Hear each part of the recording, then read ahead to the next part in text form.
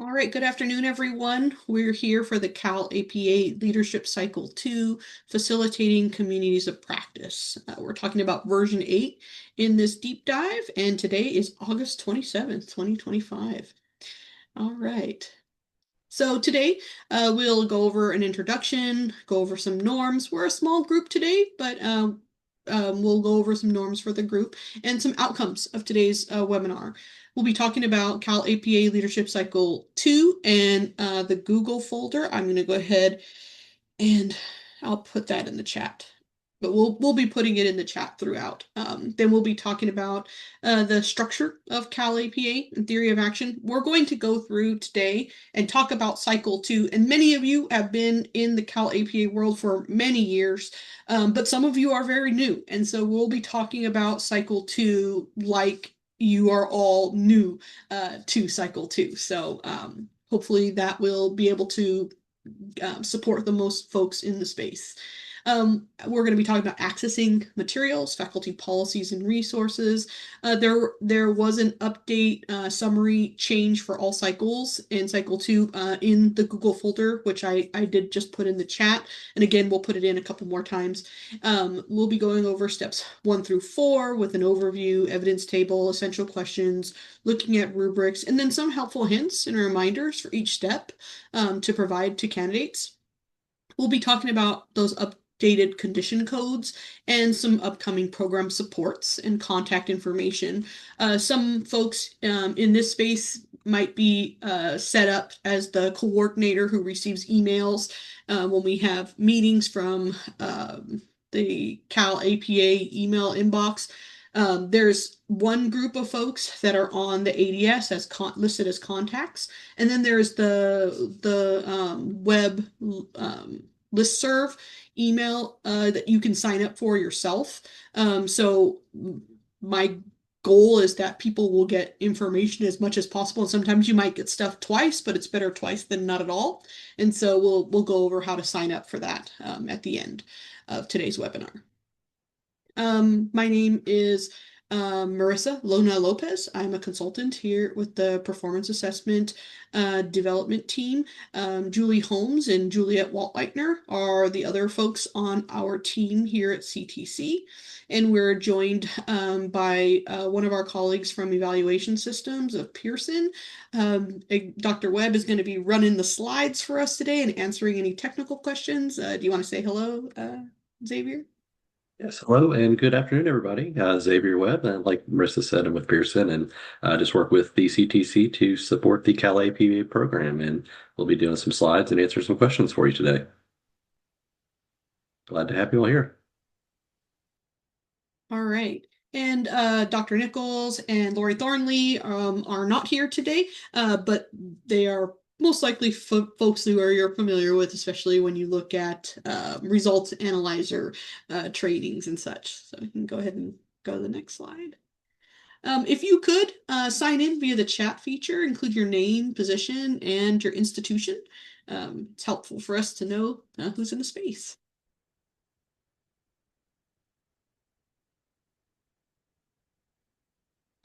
All right, so some norms. If you could, please keep your microphone muted unless you are speaking. Because we do have a group of about 30 folks here today, if you do have a question and would like to unmute, if you could raise your hand, it'll draw you up to the top and I'll be able to call on you so that way we can open up the discussion. It's helpful if your camera is on, but again, I recognize that not all cameras can be on, so especially if you have connectivity issues or such. So if you don't have your camera on, perfectly fine. Please use the chat feature to post questions that are related to the current topic. Pose questions of a general focus, not program or candidate specific. If you have any of those, emailing the CalAPA inbox would be the best place to address those. Avoid multitasking during the webinar to ensure you hear all information. That's one of the ones that I'm worst at, but I am doing my absolute best to make sure that I'm here. And we want to honor time for all participants by moderating our participation. All right, go to the next slide. So again, updates, changes for cycle 2 from last year. In the folder, assessment guide templates and looking at the evidence table, and support, looking ahead as to what is coming in the next academic year. And I'll go ahead and put the folder again with the Google Drive. We can go to the next slide, because here we are. So it's a summary overview of the updates from version 7 to version 8, the annotated bibliography, the program guide. Now, you may get that program guide and say, we're in version 8, and this says version 6. Well, that's because the program guide was not developed originally, and there have been years where there wasn't any updates. So if you are looking at version 6 in the program guide and you're looking in the margins or in the header or footer and it says 2025, you have the right program guide.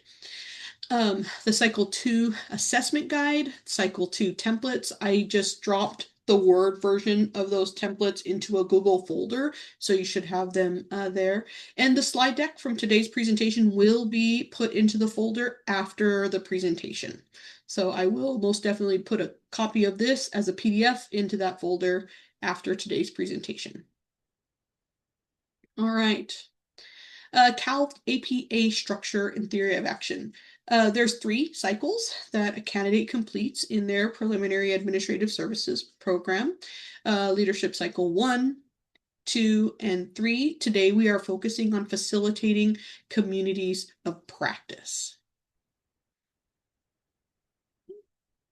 So accessing materials, the CalAPA faculty policies and resources. This is a live link to the the assessments page.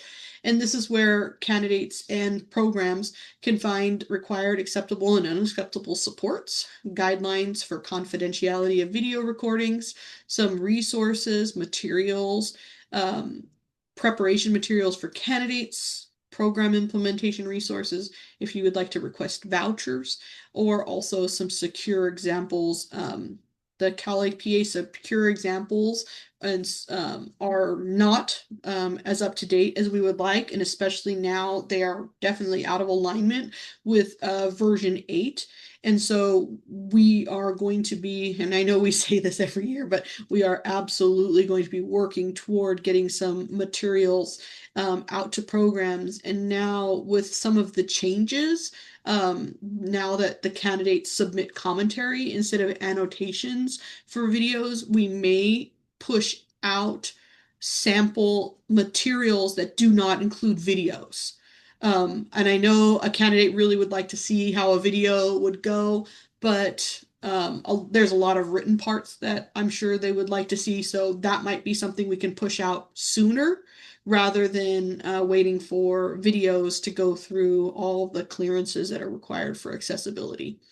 Oftentimes, written materials, those can go through accessibility checks at a faster pace. So we're working on that, absolutely.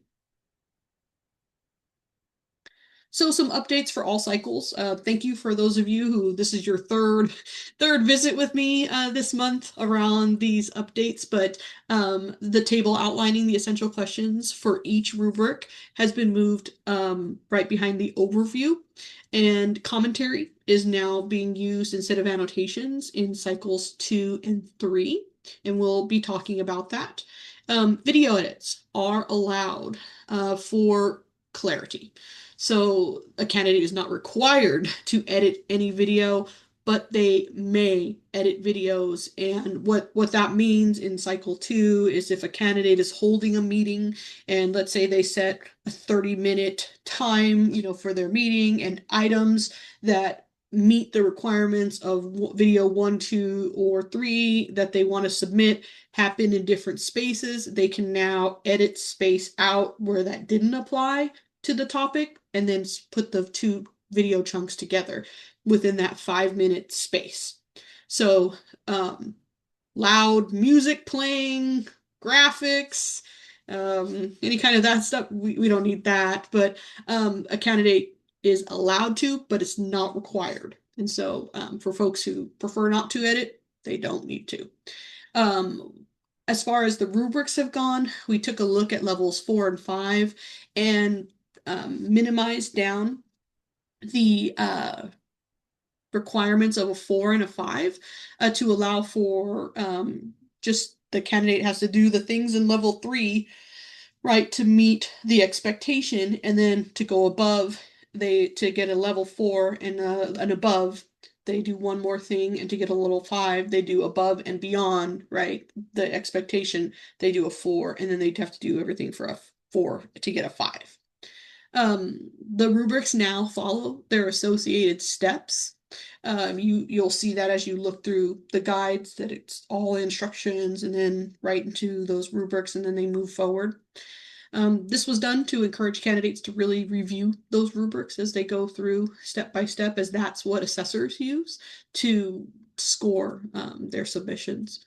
There have been some templates and parts that have had name changes from version 7, and part of this was done because of the addition of the commentary as opposed to annotations. There's additional evidence that candidates are submitting, and the glossary has been updated. And so making sure that everyone has a common understanding of a term, the glossary is a great resource to point candidates to.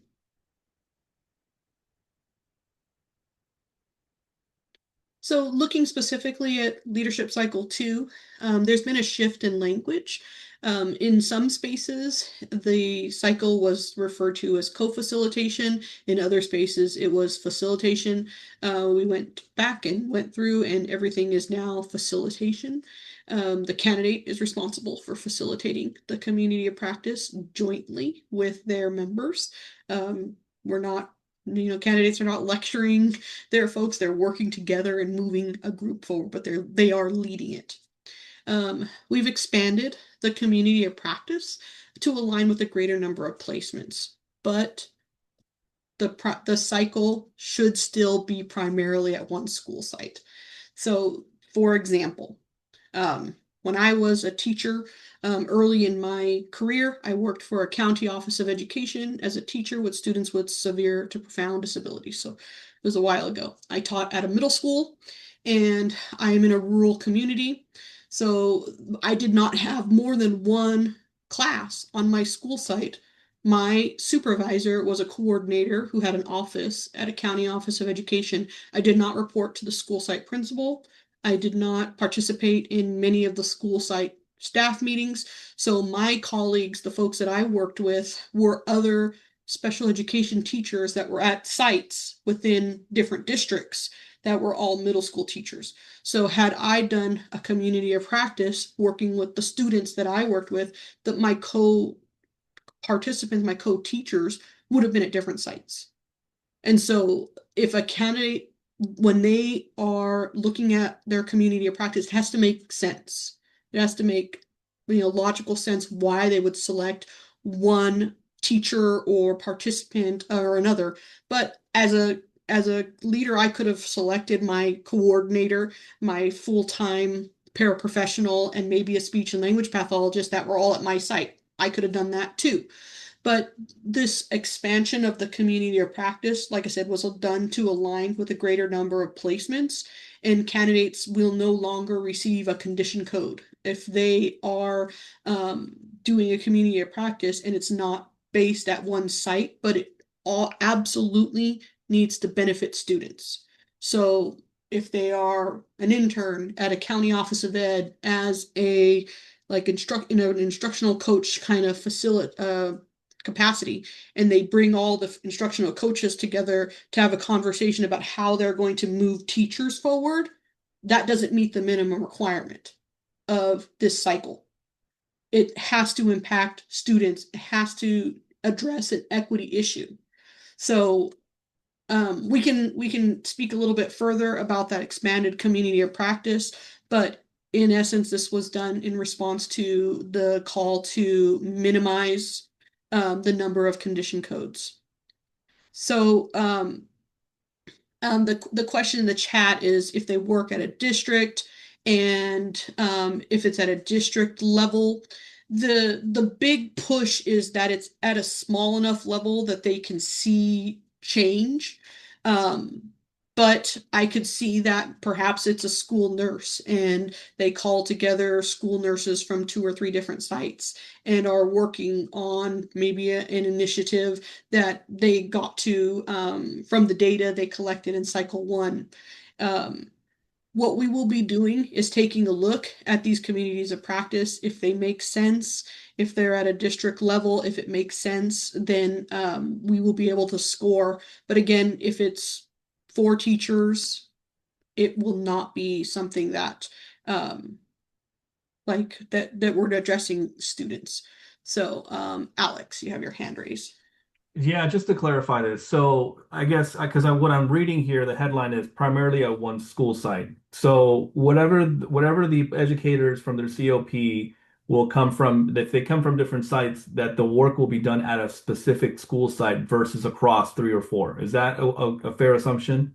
That's more fair of what we're trying to do. But the biggest thing is that sometimes and the example of the special education um example would be the work would be done at different school sites in classrooms, right? It's we what we're not saying is we don't want a district-wide initiative that we're trying to run at like six different sites. It's that would be probably too big for this community of practice.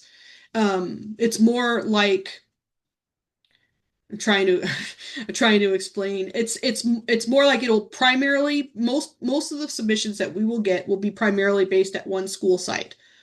But if a candidate has members of their community of practice that are from different school sites because there's a justifiable reason why that doesn't make sense for their context, then we would accept that as well.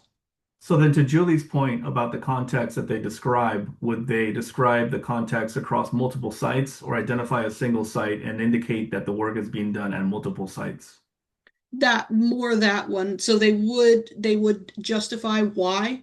So like I'm a teacher at a special education county office of ed, my co-teachers are at these different sites.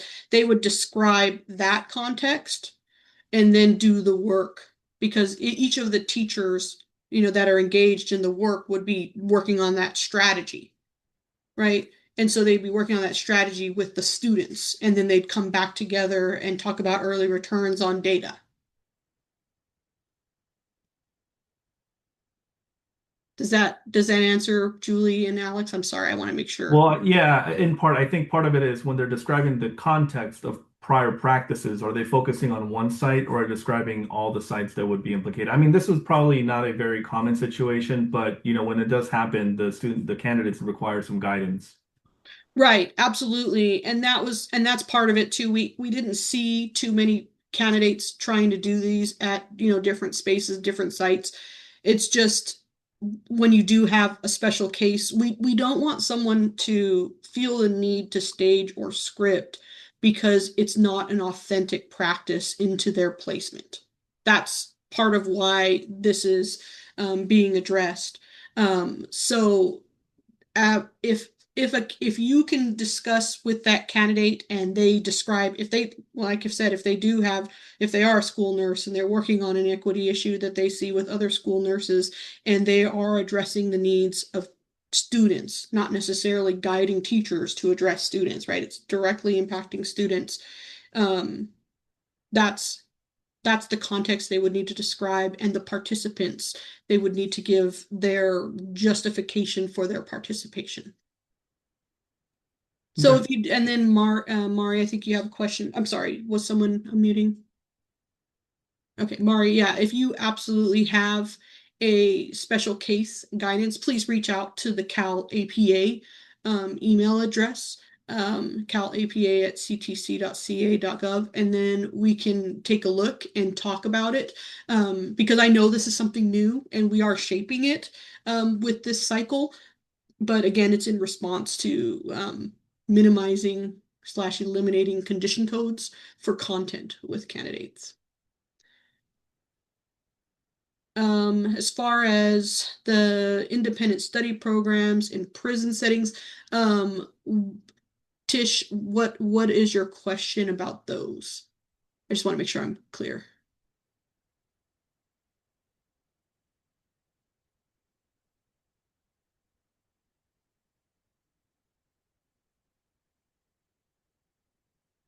Okay, maybe we can come back to that. Okay. There are also optional templates for meeting agendas and minutes. You may have already seen these and looked at them and be like, wow, what we're doing in our program is way better than these optional templates. They are not required. Candidates are just provided something optional that helps to support and also to help them to remember slash make sure that they verify that they are uploading all the required materials. And if they do not have all the required meeting agendas and minutes, it will continue to remain a condition code because we cannot score an incomplete submission. Oh, Tish, there you are. Oh, I can't hear you for some strange reason.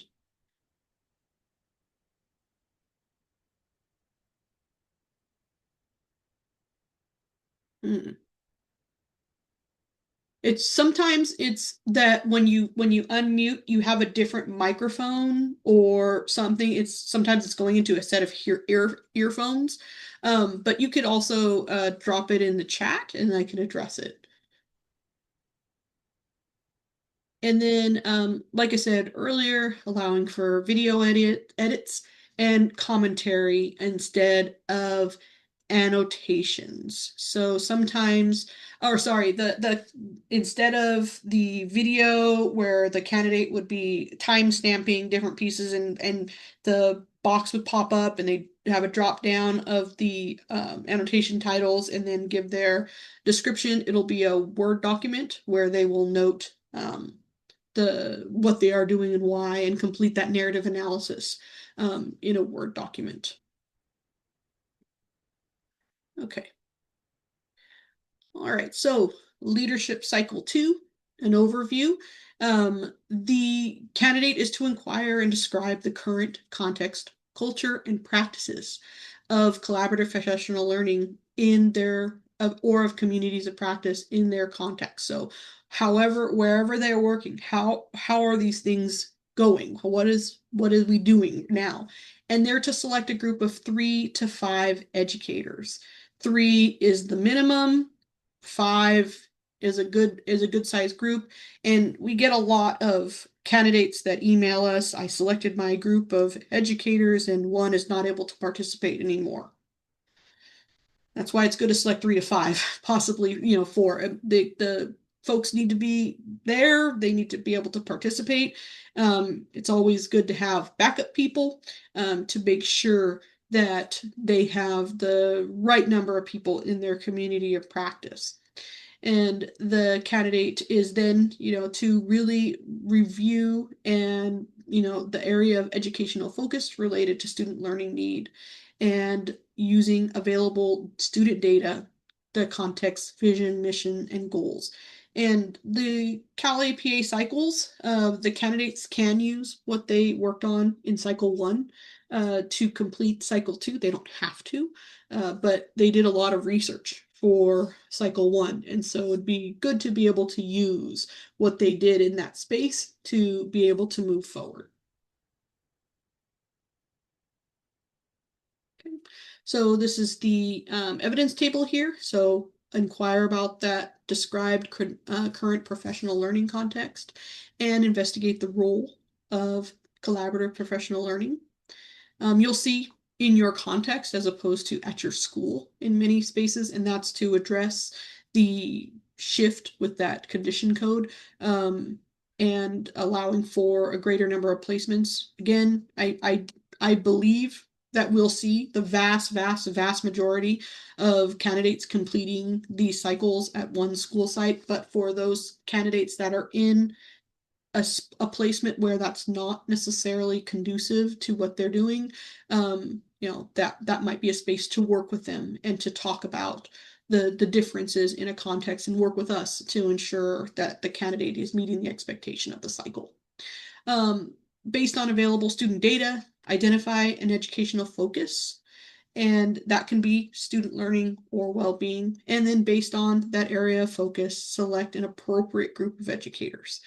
And the candidate will describe those educators, and it's more than just their name and their gender or any, they really need to justify the reason why that community of practice member is one that they selected. Okay.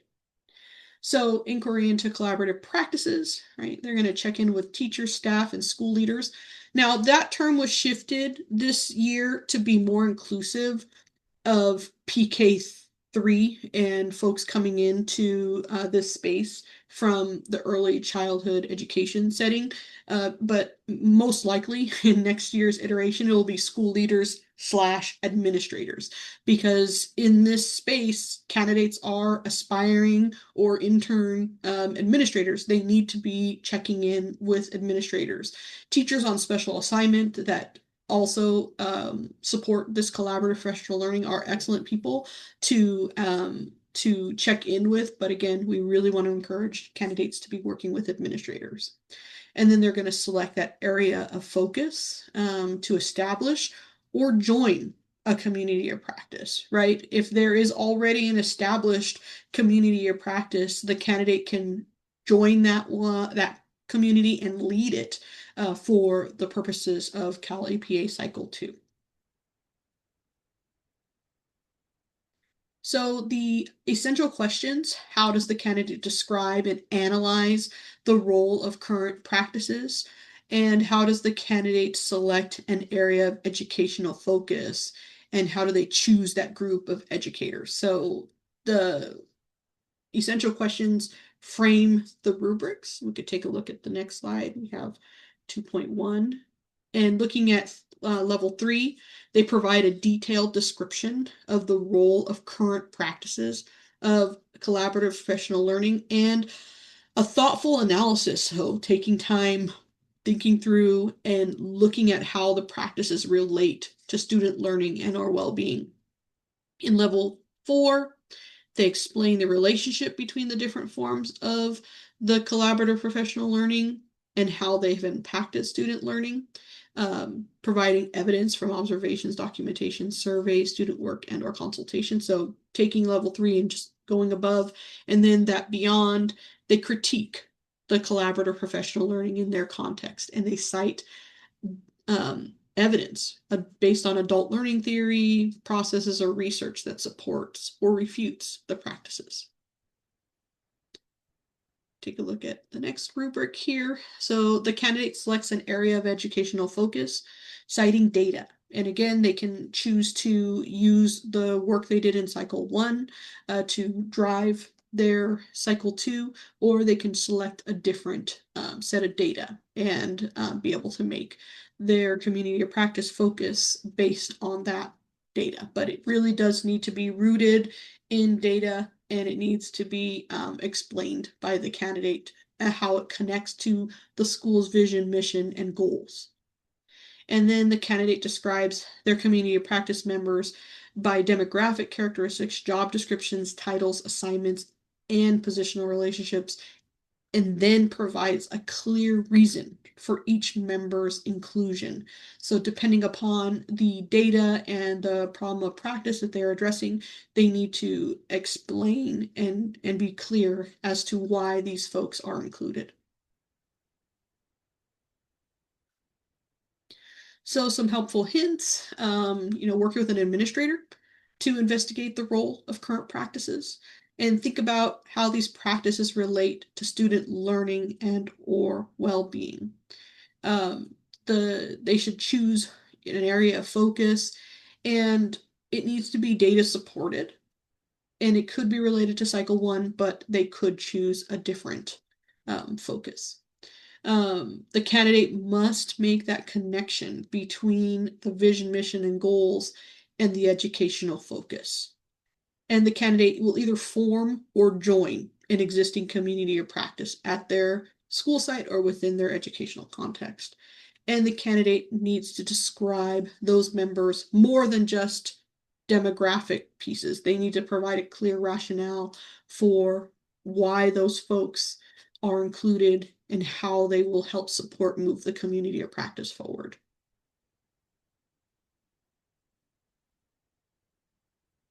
Okay, so that was step 1. Are there any questions that I can answer, or are we ready to move forward?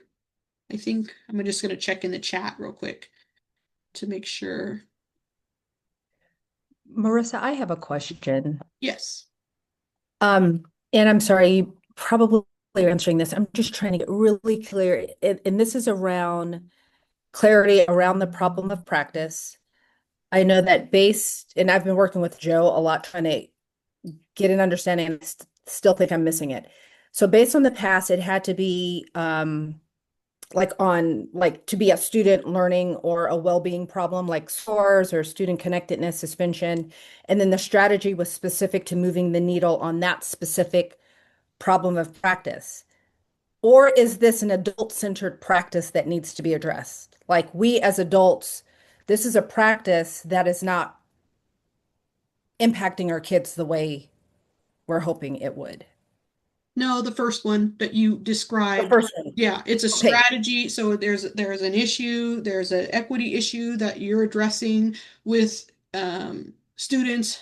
Just I had to do my administrative credential not too long ago, and I focused on the needs of English learners in a site. And so we took a look at some district writing assessments, noticed that kiddos were needing additional support with academic vocabulary. And so we came up with one or two strategies that we were going to work with and put in place on a regular basis, and then have the kiddos just write in journals on a regular basis as well using these strategies. And then we were going to look at and give them formative assessments along the way, see if these strategies were making an impact on their work. And that's what we're doing. So we're real, and that's part of why the professional context piece can get a little bit squirrely depending upon the primary focus of your teaching, of your position. If you're a teacher on special assignment, your primary focus is on developing teachers,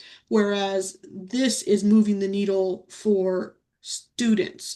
And so we are going to be working with teachers and other professionals to move the needle for students. Is that what you were? Yes. Okay. Thank Yes, you that for helps a that. lot. Thank you, Marissa. Thank Oh, you. and thank you. Your comments are very clarifying for a lot of folks. So absolutely. All right.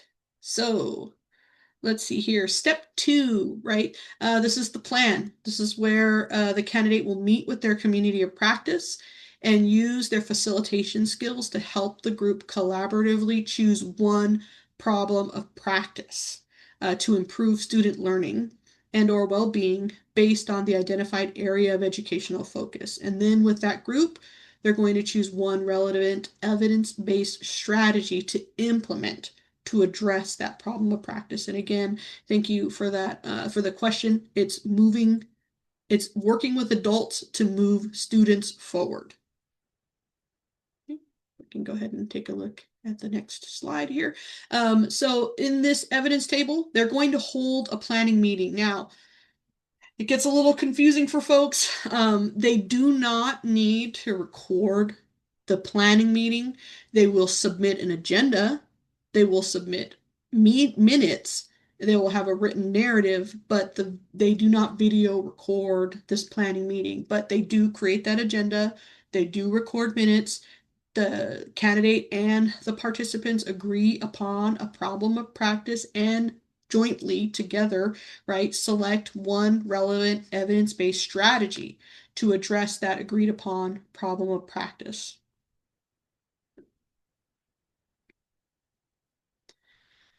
So as I said in the evidence table, this is just a little bit of a narrative that they would create that agenda using a sample template or one prepared with the support of the program, facilitate the community of practice members, right, to make sure they're actively involved in reviewing the data, recording minutes during that meeting. They're going to select their problem of practice and identify a strategy to address the problem of practice. And the strategy can be an instructional strategy, an assessment strategy, or a behavioral practice or strategy. And all of those are very clearly outlined within the guide. And so just when you're working with candidates, have them read through and make sure that they clearly choose an instructional strategy, assessment strategy, or behavioral practice strategy. In step 2 plan, they use the agreed upon area of educational focus as a starting point, and the candidate works collaboratively with the group to review the data. And they select that problem of practice. And then how does that candidate work with the group members? How do they acknowledge the problem of practice? And it might be addressed with a change in current instructional practice. And how does the candidate explain the collaborative process used during the planning meeting? And how does the candidate describe the potential impact of the strategy on the students' student learning or their well-being? And so taking a look at rubric 2.3, they explained how they worked with the group and selected their problem of practice. And they described how they worked collaboratively with group members to acknowledge that the problem of practice might be addressed by a change in current practice. And so this is where sometimes it looks like we're addressing teachers or the adults in this space, but we are addressing the needs of children and learners in these different spaces by working with the group members to acknowledge a problem of practice and that a change in strategy or an assessment or in when it has to do with behavior, how would that increase or support student learning? So that's where the adult comes in, and then where it pushes out to students. So look at using data, learning about the school, learning about the equity issues, and using that information to support and choose a strategy together to work and move students forward.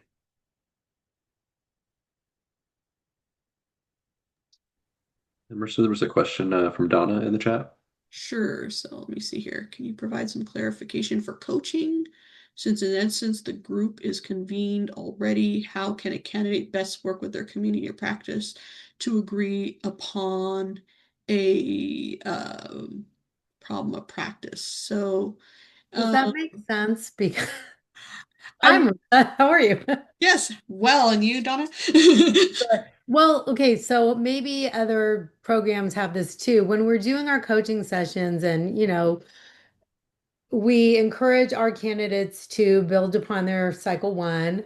So in cycle one, they've, put work into their problem of practice, and then they essentially pick members of the COP based on what that is. So I guess I personally am looking for the most clear way to share with them. You kind of already know what the problem is, and that's how you select your candidates. So how do you have a pure process where it's collaborative? Well, and you touched on it already, right? You're already looking at one specific, equity issue that the candidate may have already addressed in cycle one, and you are bringing some key folks in that would be able to work with students. And I think what the question in what I'm hearing, and if anybody else has anything on this one, I would love to hear. But to me, it's how do you bring these people together to see some of these issues? And you're not starting from a blank slate with a bunch of data that everybody's like, okay, what is a problem? It's the facilitation of this group together, and the facilitator leads the group, but doesn't necessarily just do everything for and bulldoze the group. And there's a balance between that as a leader and as an administrator. You have to guide folks to see issues themselves within the data, or they won't have that buy-in really to be able to address any kind of problem, especially if they might not see it as a problem in their space, but it is something that is across, data. Does that make sense? Would anybody like to add to this that has had some good experience with coaching candidates in this area? let me pop in. So think of it this way. When they completed their cycle one, they did data review. They kind of defined, they have a beginning understanding. They did contributing factors.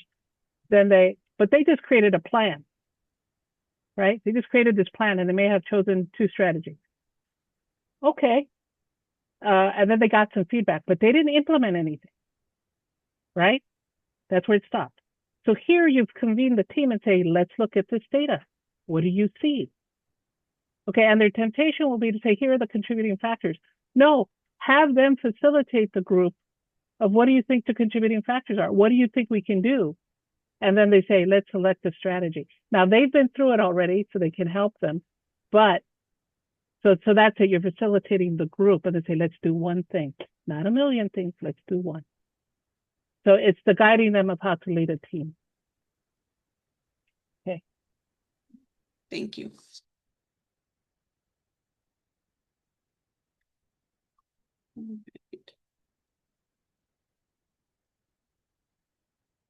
Okay. And William, I see your question about an example of a problem of practice to move forward, but what did Delia's explanation of looking at cycle one, coming up with those strategies there, and then putting them into practice, does that address, or do you have any other questions? First of all, thank you so much. I guess so I've been teaching this course for about 2 years now, and I thought I had a problem of practice down, but now in your explanation between the adult and the strategy to move things forward, it kind of confused it for me a little bit. So that's why I was hoping to kind of get something more tangible and concrete regarding a problem of practice. Usually what I teach the candidates when they think about a problem of practice is I kind of go through a criterion system. So for example, one has to be specific and concrete. Two is that the group has to have ownership in solving it. And three, it has to be focused on students. So I use that as a way to kind of help them because they have a hard time coming up with a problem of practice too as well, and just trying to clarify it for them. So I guess I got a little bit more confused now with this whole thing about moving it forward because I thought I had it, but I didn't. So I don't think that answered your question fully, but I'm just trying to like make sure I have it clear in my head that I'm on the right track and I'm not way off. I think you're absolutely on the right track. I guess my apologies if I was unclear. What we're not doing is saying what teachers have to do. The problem of practice isn't around teachers. It's around data that we see from students. And so we want to make sure that as we are addressing an issue, an equity issue, it's not something to do with staff or with teachers, it's to do with student data. And I'm not sure if I'm explaining that clearly or so. One of the ways that we've addressed it is having them facilitate the conversation around the data analysis to identify what the gap is from this, like from the student outcome perspective, but then focusing on what is lacking or is implemented inconsistently from the teacher perspective or the system perspective to them being able to identify what is missing. So the problem of practice from our perspective focuses on what might be missing or lacking from the implementation of the consistency. So in many times, the way that I will phrase it for my students will be, you could say a specific subgroup of students are underperforming in a given area due to the lack of or the inconsistent use of and then state whatever that practice might be. In some cases, there's some correction around the strategy because some pop statements might inadvertently introduce a strategy, which is not the case. Okay, thank you so much for that. And that clarifies it because that's what I teach. I teach about implementation of practice, and that's another key term that I use in that criteria. So therefore, they have a better chance saying, okay, it's the implementation of practice that we're trying to aim for here. Because then that leads to your strategy directly, right? Because then I teach them, now look at what the research strategies are. What would definitely support and enhance your implementation of practice if you implement the strategy here? So thank you for that. I think I'm on the right track, and that clarifies it for me. Thank you. And in level 3 here, we're looking at they explained the collaborative process used during the planning meeting and that they select one relevant evidence-based strategy.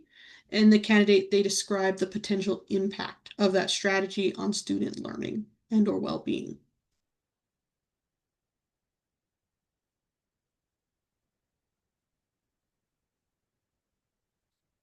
Probably hit the next slide. So And some, Marissa, oh, yes, can I just clarify? sure. Okay, it's 3 meetings, right? It's still 3 meetings. Yes. They might only implement once, but it's 3 meetings. Is that Right. correct? Well, Yeah. in step 2, it's 1 meeting, and they would do that, and then the next step is Yes. where the 3 meetings come in. Absolutely. And this step is not where they're recording; it's in the next set. Right. And, Yeah. and that's where all the fun happens, when we're actually getting to implement something that they really worked on and developed, especially if they did it in cycle 1, where they get to see outcomes. Yeah. Mm-hmm. Okay, so some helpful hints. They need to clearly explain how they collaborated with their group to analyze that student data. They select a problem of practice related to student learning or well-being. They describe how they worked collaboratively with those group members, and acknowledge that a problem of practice might be addressed by a change in current practice. They clearly explain the collaborative process used during the planning meeting, and they describe the potential impact of the strategy on student learning and or well-being.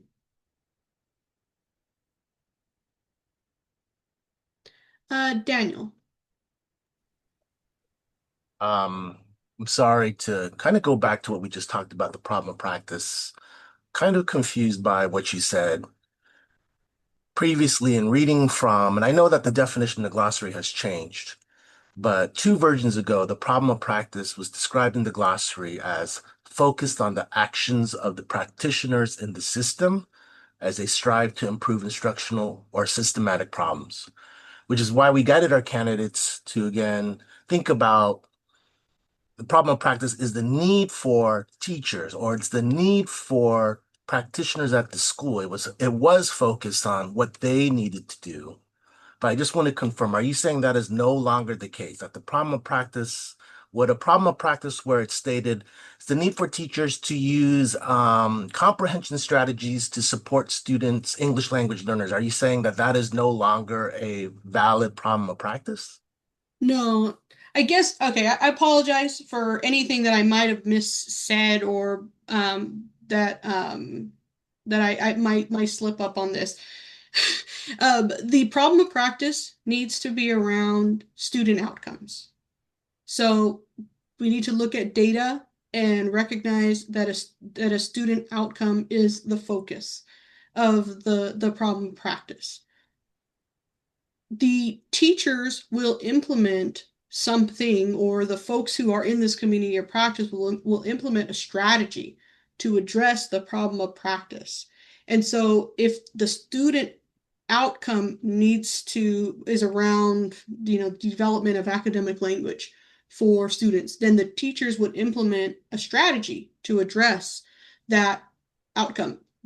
What I mean is that the focus of this is on students, not on teachers. So what I meant was that, like, let's say you are at a county office of education, and you're a coach and you're working with teachers. If your data is based on students, but you're focusing on just teacher behaviors to change them, that doesn't necessarily impact students. That's what I'm very badly and unclearly explaining right now. The problem of practice needs to be based on student outcomes. Teachers will have to address these pieces in behavior. Like, they will have to include a different strategy. I'm just, like I said, I apologize for very unclearly and not very well explaining that, and causing any kind of confusion. But like I said, that problem of practice needs to be based on data and needs to be addressing the needs of students, and the adults in the community of practice are going to have to implement a strategy to address that problem of practice. Thanks a lot, Marissa. Appreciate it. Okay. All right. So leadership cycle, or sorry, the cycle, step 3 for the cycle. Once that problem of practice and evidence-based strategy are jointly identified and agreed to by the community of practice, this is where they will facilitate 3 additional implementation meetings to lead the group's collaborative professional learning, right? And they will video record all meetings, select key video clips, and provide commentary. So instead of annotations, they'll provide commentary to document where and how the candidate facilitated the group to address the problem of practice. So there's 2 slides for this evidence table, but they would implement that evidence-based strategy. So in the last step, they were planning for it and discussing it. This is where they would implement it. And during that time, they will facilitate 3 implementation meetings in addition to that planning meeting in step 2 to learn about the evidence-based strategy and support the group and individual members to implement the strategy. So that candidate is facilitating this, and they are supporting folks in implementing the strategy. They will create an agenda for each meeting. They could use either the template or a locally prepared document, and also take minutes and record the group's jointly determined actions. And go to the next slide. They will collect key collaborative work products used during the meetings, video record all meetings, select 3 video clips, and then provide commentary for the clips they selected, describing what they were doing and why. So facilitating that community of practice, again, conducting 3 meetings to review the progress of relevant evidence-based strategies to address the problem of practice. And they're going to document community of practice progress. They're going to maintain detailed agendas and minutes for those 3 meetings, and they will be submitted as evidence. The candidate will use the agendas to facilitate and the discussions and analyze findings, track progress, and review early impact or initial results. The minutes will be a place to record notes and document agreed upon next steps.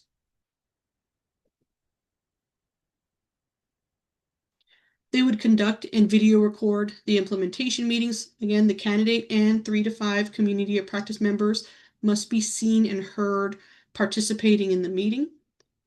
They will select the implementation meeting video clips. The first video clip, and this is a change, setting the purpose and data review, professional collaboration, and results and next steps. And then they would provide commentary for what is happening and why. And each prompt must be addressed at least once across the 3 videos that they would select. So when looking at this is how does the candidate demonstrate and analyze a variety of their facilitation skills of group learning, including documenting group decisions, supporting diverse viewpoints, and or maintaining the group's focus while facilitating a collaborative process of group consensus, feedback, and progress during the implementation meetings. And how does the candidate facilitate a discussion that leads to a consensual understanding of initial implementation results? And how does the candidate collaboratively lead the group in jointly determining next steps? So the yellow highlight here is where the errata is being issued for this rubric. The level 2, if a candidate submits fewer than 3 agendas or 3 sets of minutes, excuse me. I think I unmuted myself to cough and then unmute. Okay, sorry. But they would select fewer than 3. If they have fewer than 3 agendas or minutes, it would be an incomplete submission, and it would be issued a condition code. So candidates need to make sure that they submit those agendas and minutes And this is where they would demonstrate their facilitation skills that support group learning, like during the implementation meetings. And it might include documentation of group decisions, respecting diverse viewpoints, and or maintaining group focus. And they will discuss these items in their commentary. And then the candidate's commentary provides a narrative analysis of their facilitation of group learning. And that narrative analysis is knowledge, skills, and tactics that they would be using to facilitate that meeting. Okay, let's go ahead and go to the next slide. This is where the candidate facilitates a discussion that leads to a consensual understanding of the initial implementation results, and they clearly work collaboratively with the group to jointly determine next steps. Now, the highlighted yellow videos are staged and scripted. That will continue to remain a condition code. It is an errata that was issued with Cycle 2 when it was published. And so candidates can disregard that level 1. If the submission is found to be staged or scripted, it will be issued a condition code. Okay. You see here. As I said before, the errata for 2.6 was issued at the time of publication. There is an upcoming errata for 2.5. Again, if a candidate does not include all the materials, they will get an A1, submission requirements not met. Video edits are now allowed, but they are not required.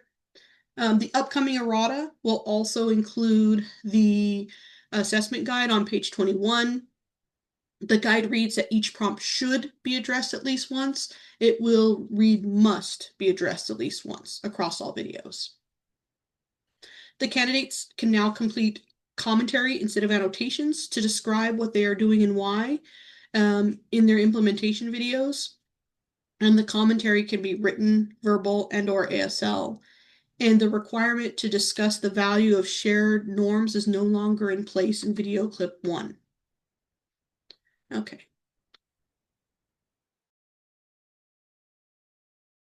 Okay, apologies. Fighting a little cold here. My son just went back to school and he always brings it home. Okay, let me take a look at the chat here. So there's a question here about I think this is problem statement that probably goes back to what we were talking about earlier. Sorry, Julie, if I didn't address that. The clip for 1, data review, is that data gained from the implementation of the strategy, or since combined with setting the purpose of the meeting, is it data that led to the point? It's data that is gained from implementing the strategy. So starting the meeting with, okay, everyone, what's been happening with this implementation of this strategy. So that way it can help to set the focus of the meeting moving forward. Right. And so each meeting, they will discuss new data because they will look at the data from the implementation, have a conversation about it, and determine next steps, and then have the next meeting, and then start with data they collected there and move forward. Does that answer?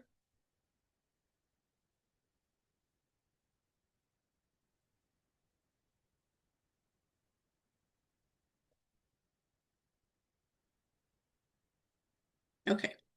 Now, I know that that there were a lot of issues around step 3 in this cycle, and there were several errata. So we try not to do that as much as possible, but with a lot of moving parts, unfortunately, they happen, and so we're hoping that you all will be able to help and communicate some of these issues to candidates so they can understand what is required. In as far as helpful hints, they should demonstrate their facilitation skills to support group learning and document those decisions respecting diverse viewpoints and or maintaining group focus and energy. And a lot of that will be done in their commentary when they document those pieces. The candidates, they must use their commentary to complete a narrative analysis, and narrative analysis from the glossary is where the focus is on interpreting narratives from a group's personal stories to understand how the individuals experienced something. And candidates are asked to provide an analysis of the conversations in their videos by explaining the motivation, skills, and tactics used in order to achieve the anticipated result. So looking at the motivation, skills, and tactics that they used to move their group, move through their group meetings. The candidate needs to facilitate a discussion that leads to a consensual understanding of the implementation results, and they should work collaboratively with the group to determine next steps. I've unfortunately seen a fair share of folks who have staged or scripted, others where the candidate was the only person really participating, as opposed to it being a collaborative group discussion. And so just ensuring and talking through with candidates about completing these in a more authentic way would be supportive. And that was part of the reason to allow for video edits and such, because candidates, when I would speak with them, they would say, "Oh, I felt rushed. It was not enough time to show what the video is calling for." And so that was part of the reasoning behind allowing for video edits. But again, they're not required. Okay. So step 4, where the candidates reflect, referencing those implementation results and a community or practice member feedback. The candidate would then identify and consider their leadership skills, practices, and growth areas related to facilitating a community of practice and implementing that evidence-based strategy that they developed throughout the cycle. They will reflect on how they engaged equitably with the group around their problem of practice and focus on student learning and or well-being throughout cycles of inquiry. So again, this is all about reflection. They'll reference the implementation results and community of practice member feedback, analyze their own experience facilitating that community of practice, and look at their own personal leadership skills, practices, and growth areas. And they'll do this on part J, and it's either written narrative, or they may verbally or via ASL explain their findings in this space. 2.7, how does the candidate reflect upon the initial implementation results and feedback from the group to analyze their leadership skills and practices to make specific connections to their areas for growth and identify next steps, citing specific evidence from any of the steps. So they go back, take a look at anything that they did, and use that as evidence for areas for growth and next steps. And how did they demonstrate a variety of leadership skills used to equitably facilitate a community of practice? So they would conduct an analysis of the facilitating of the community of practice, and the candidate should ask group members to provide feedback. And there are a lot of different ways to provide feedback that I've seen folks do. Sometimes they ask it orally, sometimes they ask for things in writing, but the candidate should ask those group members to provide feedback, and they should the collaborative around the learning process, around the quality of professional guidance, and what they believe changed their knowledge and practice as a result of the learning that occurred. And then the reflective narrative, where they reflect on their leadership capacity to facilitate a collaborative professional learning and implementation of evidence-based strategy. So taking a look at this rubric, they thoughtfully reflect on their initial implementation results and feedback from the group. they making specific connections with areas for growth and next steps. And then the candidate cites specific appropriate evidence from any of the 4 steps to support their reflections. And the candidate clearly and consistently demonstrates how their leadership practice equitably facilitated a community of practice.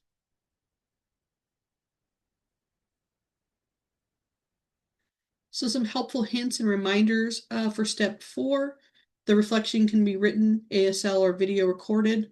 They would reflect on implementation results and feedback from the group and think about feedback to analyze leadership skills and areas for growth.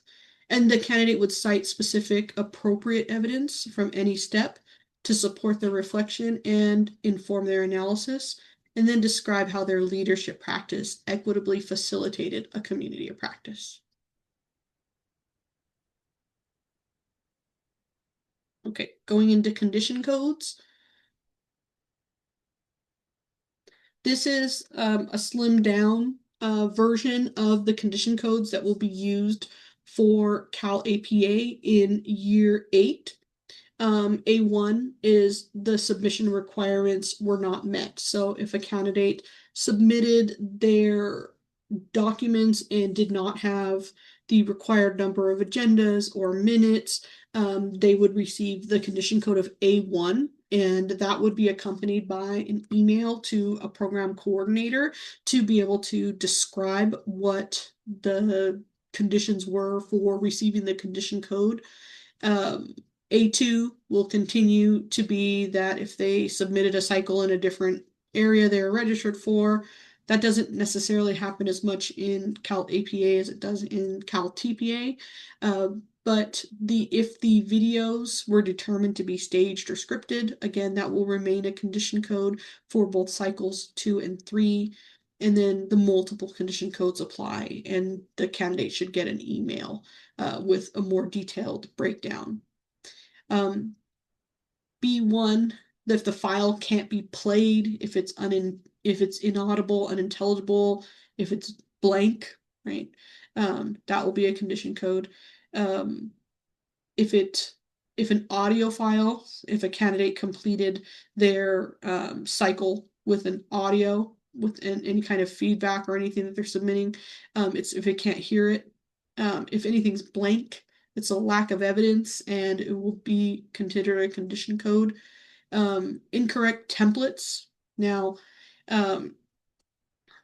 sometimes candidates are not the greatest at putting things in the right order, but if a candidate just completely uploads something that is not evidence and cannot be used to create a rubric score, that's where the E will be used. If they accidentally upload things in the wrong order, as long as assessors are able to see it, they would typically accept that. And then the F is if translations are required, and there is a space in the assessment guide that discusses when translations might be required if this candidate submits something, a submission other than English.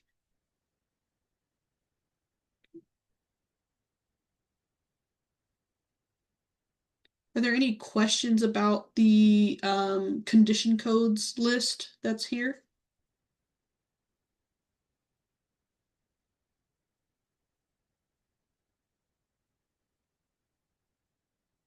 So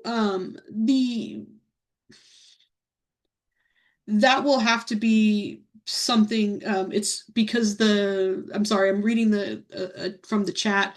Now that edits are allowable, if a candidate adds video captions, then would that help avoid inaudible problem for B1? That would be something that our lead assessors would most likely look at and see.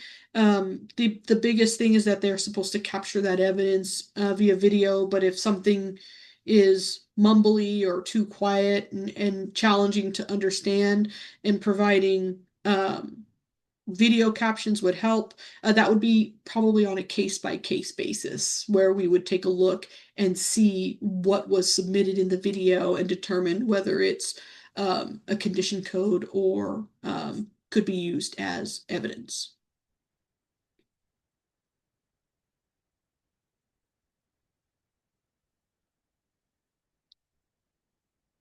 All right, so upcoming program supports and contact information. The Cal APA office hours and PLCs, those are going to be resuming after Labor Day. So the first and third Fridays of each month from 9 to 9:30. We are going to be reinstituting candidate office hours this year on Thursdays from 4:15 to 5 p.m. And those Zoom links will be published in the PSD and sent out via the mailing lists. We will be having a monthly leadership PLC, and some of the issues, concerns, thoughts around problems of practice, and other things that hopefully I will not be confusing more people about. But if you want to have better conversations with folks, especially for those of you that are newer to Cal APA, and those of you that have been working with candidates through Cal APA for years now, it'll be an opportunity for you to come together and have a conversation about some of these concerns and being together in community with one another. The first one is going to be in October, and that will most likely be a very open setting where folks will come together and perhaps elevate issues or conversations that they would like to have in order to set a schedule for PLCs going forward. This is a timeline for submissions for the 25-26 academic year. So as candidates backwards map and as programs look at submission dates to be able to get scores, these are dates to note, and they are also published on the website.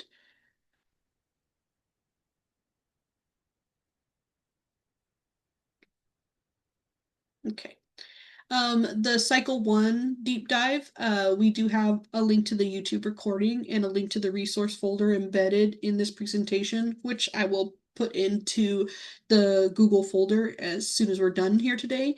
I'm waiting on IT to give me the link to the Cycle 3 deep dive YouTube recording. We will also post that on our commission channel, and a link to the resource folder will be also in this presentation. I think that is the question that Kathleen put in. Yes, the link to the resource folders for both Cycle 1 and Cycle 3 are going to be included in this presentation. And I was also planning to include the recordings from today from Cycle 1 and Cycle 3 in this week's PSD, so that way other folks can have access as well.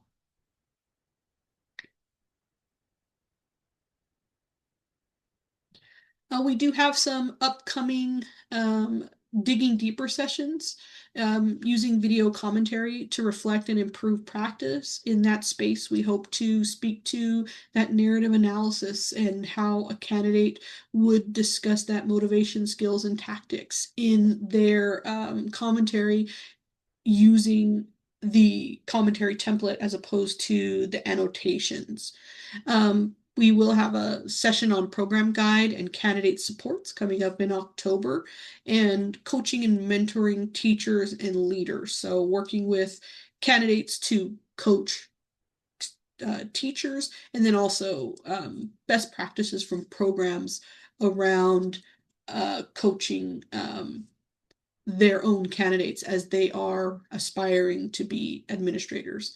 And then we most likely will be adding an additional digging deeper session around cultural and linguistic assets and interests, and leveraging those assets and interests in supporting teachers and leaders.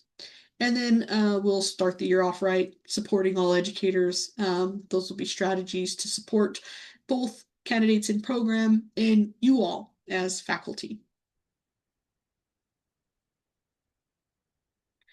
We do have some upcoming coordinator meetings, the Cal PA new coordinator orientation, and it is PA because it's the intended audience will be both Cal TPA and Cal APA faculty, but there will be a breakout during that meeting. We're trying something a little new this year, doing a half-day meeting in addition to some of these deep dives as opposed to the full day meeting. So it'll be on Tuesday, September 9th. and the Zoom link will be going out in the PSD as well as being emailed out to program coordinators. The winter coordinator meeting and the summer coordinator meeting dates are here, and times there will be separate meetings for Cal TPA general education, PK3 multiple subject, single subject, and world language. And then the Cal TPA education specialists, they'll have a separate meetings as well. And so those meetings are yeah, there's a question of whether or not folks can attend that are not coordinators, and yeah, absolutely, they are open. There is information there. I would check with your Cal PA coordinator and your institution as to who they want attending the meetings, but we will send out those invitations to the folks that are listed as the Cal PA coordinator for the institution.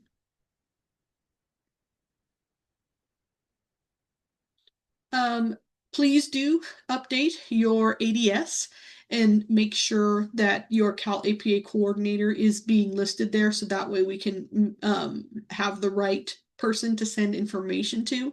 And there are links within this presentation to take you to the forms.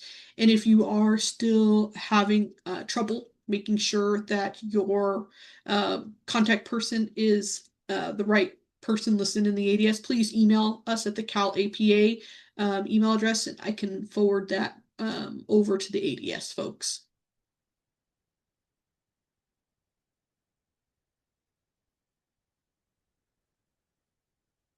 These are the performance assessment email lists. If you, the Cal APA one is one that you might have received a reminder for this meeting on. You can sign up for, and faculty can sign up for any of these email lists to get information about upcoming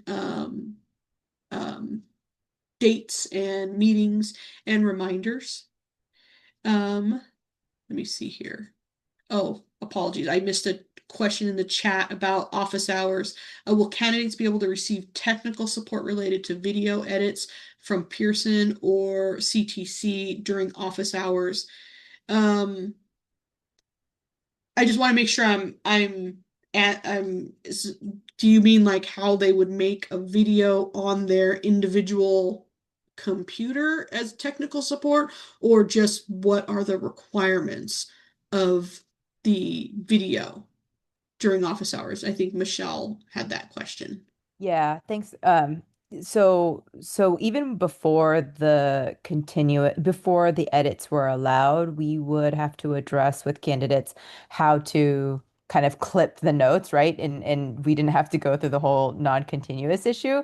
But now that they can, I'm just anticipating students wondering about, like which platform do we use? How do we cut it? How do we edit it? And so I'm just wondering if that lies on the instructors or the professors to then support the technical aspects, or if there's an opportunity for Pearson and the CTC to also support with I don't want to call it inevitable, but the anticipated questions that have to do with the technical support.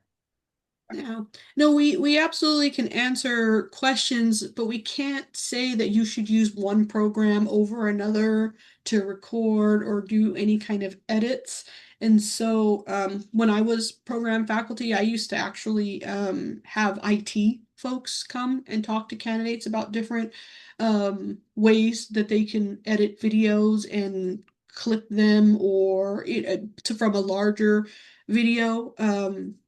If candidates show up to office hours and have questions about some of those technical components, we will do our best to answer. But again, I can't say they should use, one program over another to create videos. Does that make sense? Kind of. So while with the change of the expectations comes I don't want to call it burden, but the additional responsibility for candidates to then be strategic about which parts of the clips they're going to then sew together for the final submission. And just as a candidate being empathetic, I would imagine that some of our candidates who are not tech savvy would want some additional support. And so I'm just trying to be resourceful about where they can go. Because I don't know that I, even as an instructor, would be comfortable also recommending certain platforms. So I'm just curious in what the CTC or Pearson could offer our candidates. Right. Yeah. And again, they're not required to edit videos. So it's not a change in the expectation. It's just something that's now allowable. And so typically like I said, I would just check in with local IT because like we can't we don't sponsor someone. We don't have anything specific or do call out any specific program that we would recommend. Everybody has a different machine in front of them. Everybody has a different set of technical skills. And so allowing for video edits, it's not required. So, Marissa, can I make a suggestion? sure. I think you should reach out to your ITD department at your school for support. There's some very basic programs, and there's a variety of them that they can use to edit. It actually is helping the candidate. What happened is they would hit one construct, then it'd be 5 minutes before they hit the other construct, and they'd get trapped on the length of the video, right? Because there's a limit to the video. But if you talk to them, there's some very straightforward programs that allow them to do that. I think your IT departments would be very well versed in how to do that. That's what we did. We had people who could come out literally in 5 minutes to teach them how to do it. So, yeah, those resources are out there. No, thank you for that. Alex. Yeah, I've got a clarifying question. Yes. So I thought at a previous updates meeting, I thought I heard that the clips did not have to be from the same meeting. So they could be multiple clips that are edited together for a single submission for that. But I just want to clarify. So we're doing 5 minutes max, but do all the clips in those 5 minutes have to be from the same meeting? Because I thought at a previous meeting it was brought up that it could be they're showcasing the skills throughout, but not necessarily from the same meeting. So I just want to clarify that. Right. They don't, all the clips don't have to be from the same meeting, but the candidate doesn't have to pull them from each of the 3 meetings and clip them together. That's not a requirement of the submission. If they wanted to do something like that, they are more than welcome to. But what they need to do is address the rubric constructs, and if they can do that with an unedited video from one meeting, they can do that. It's just there's flexibility and choice as to how they would best showcase themselves meeting the rubric constructs. So So they can, if they choose to, they hold 3 meetings, and clip number one could have video segments from different meetings. yes. Is that correct? Okay. And they would just note that in their commentary when they're responding to the commentary prompts. Okay, thanks. Marissa, I do have a quick question Sure. regarding the a question that was asked by my colleague Dan earlier. Mhm. In step 2, the part D, when they're talking the template for the written narrative, just real quick, it starts off with Roman numeral 2, so we're wondering if there was a Roman numeral 1 that was missing, just as a question. Oh no. And then, so that's our first question. And our Mhm. second question is in question number 3 of that section that's there. It says, it kind of breaks it down was, how does the identify problem of practice? And now it has A, B, C. And so the question was, we didn't see a change in the rubric. So we're wondering if that was just, again, for us to guide our candidates to ensure that they hit those. But I was just wondering if it was actually being assessed or just to create that context for how it addresses those components that are in that question. Yeah, so some of those you'll notice that A, B, C update to some of the lists that were just previously commas before. Yeah. It was mostly just for clarity to help to make sure that we're looking at those pieces. What's being assessed is what's on the rubric. And so if Got it it. says and or, then they don't have to address all of them if it's and or, but if it says and, they need to address all. And which I'm looking at part D. Yeah, template you know how was the one with the Roman numeral odd duck? it just starts with 2, so we're wondering if there was a 1. That was sort of our wondering. because we looked at the I'm sorry, part, which template? Apologies. part D, step 2, part D, where it Step talks about 2, the part written D. narrative, the identify a problem of practice. Okay. I'll take a look at that and see, because it might just be one of those little things that we need to address in an errata. So, thank you.